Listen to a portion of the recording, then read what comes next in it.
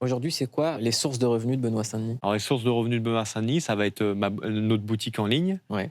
ça va être YouTube, ça va être, les sponsoring que je remercie, tous les sponsors, comme Venom, comme Max Outty, Unibet, tous ces sponsors-là, c'est des sponsors qui sont importants dans la carrière d'un combattant parce que nous, on n'est pas payé, on n'est pas salarié d'un club Mmh. ou, on n'a pas une régularité comme un tennisman. Nous, on a les 1 à 4 combats par an, qui sont, notre source de revenus, une de nos sources de revenus, principales Mmh.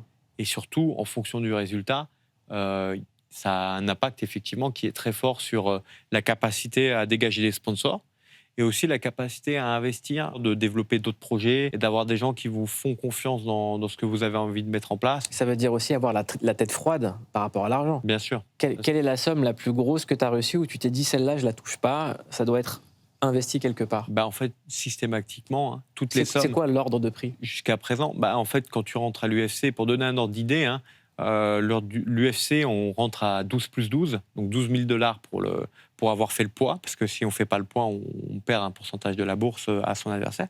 12 000 $ pour le poids, 12 000 $ en cas de victoire. Mmh.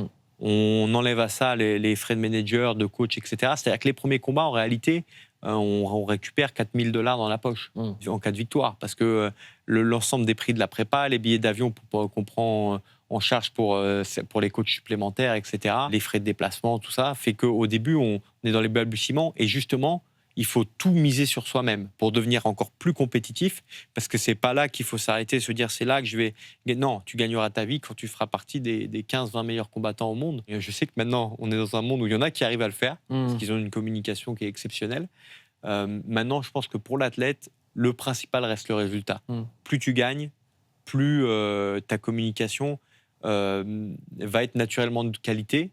Bien sûr, il y a aussi un gros travail à faire dessus, hein. Mais si je traduis ce que tu dis, Ouais. c'est qu'aujourd'hui, avec la casquette d'entrepreneur et toutes les affaires que tu as, même si on peut te voir gagner des sommes plus importantes dans tes matchs, tu roules toujours pas sur l'or. Non, non, non, bah, j'allais y venir.